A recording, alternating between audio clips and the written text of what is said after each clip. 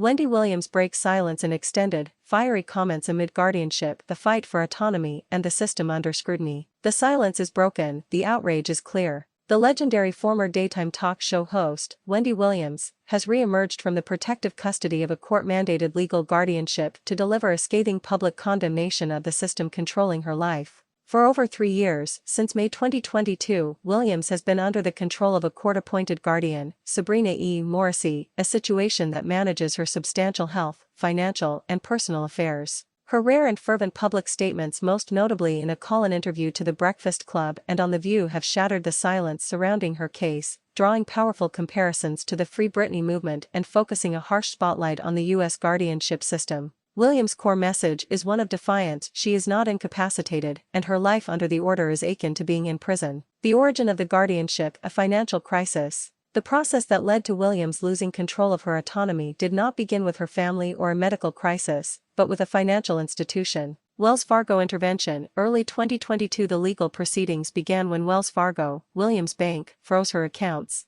Her financial advisor at the time alleged Williams was of unsound mind and expressed concerns that she was a victim of undue influence and financial exploitation. This intervention was meant to protect her assets. Initial support, sudden restriction. Crucially, sources close to Williams, including her caretaker, claimed that the talk show host initially agreed to court oversight, believing she was simply hiring a money person to protect her finances from external threats. She never anticipated that the arrangement would evolve into what is assumed to be a plenary, full, guardianship, which completely strips her of her civil rights. Guardianship appointed. May 2022. A New York judge formally granted the guardianship, appointing attorney Sabrina E. Morrissey as her temporary guardian to oversee both her finances and health. The heart of the controversy: I feel like I'm in prison. Williams' comments vividly describe a life of severe restriction, which she has repeatedly and publicly described as a form of emotional abuse and prison. Isolation and confinement. Speaking from the luxury high-rise assisted living facility where she has been ordered to reside, Williams lamented her isolation. She noted that her wing of the facility is a memory unit, filled with residents significantly older than her, often in their 70s, 80s, and 90s. I'm in this place where the people are in their 90s, their 80s, and their 70s. There's something wrong with these people here on this floor, she stated, adding, I am definitely isolated. Restricted communication. A key allegation is the restriction of her communication. She claims she can call loved ones, but they cannot call her, severely limiting her connection to the outside world. Furthermore, she alleges she has no access to the internet, cutting off her connection to her vast social network and platform. This isolation is viewed by her supporters as a strategic move to prevent her from speaking out. The loss of civil rights under the full guardianship. The authority of the guardian is near total, encompassing nearly every facet of Williams' life, including the ability to choose where she lives, control all of her spending and financial accounts, dictate her medical care and doctors, approve or deny visits from friends and family. This level of control is what prompted her desperate, though unconfirmed, act of pressing a handwritten note reading "Help, Wendy" to her window at one point. The medical paradox: denial versus diagnosis.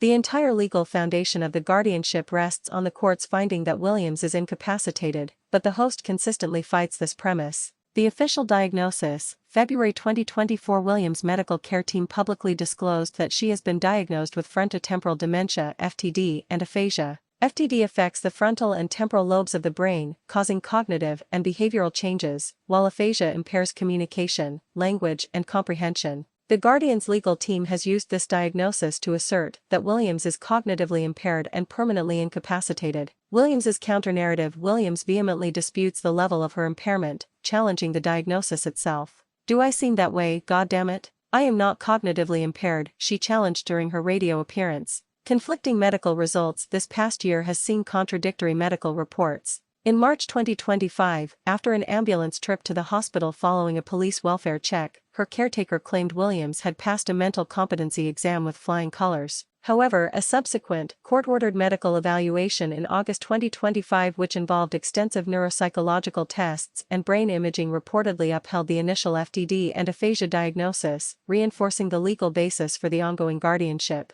This medical back-and-forth highlights the complexity of assessing capacity in these cases. Legal challenges and the Free Wendy movement. The public outcry has translated into several significant legal and social challenges to the court's authority. Challenging the guardian: Williams has formally requested to have her current guardian, Sabrina Morrissey, removed, stating simply, I don't want a guardian. I don't want Sabrina, period. The $250 million lawsuit. Williams' ex-husband, Kevin Hunter Sr., has filed a massive $250 million lawsuit against the facilitators of the guardianship, alleging that Williams has been the victim of unrestrained abuse, maltreatment, and fiscal malfeasance. The lawsuit demands a new, impartial guardian, the unsealing of all court records, and compensation for the alleged financial and emotional harm. This is a common tactic in high-profile conservatorship cases, using legal pressure and public advocacy to force transparency. The power of the public. Like the Britney Spears case, the public and the media have become a key force in demanding accountability. The controversy surrounding the Lifetime docuseries, Where is Wendy Williams?,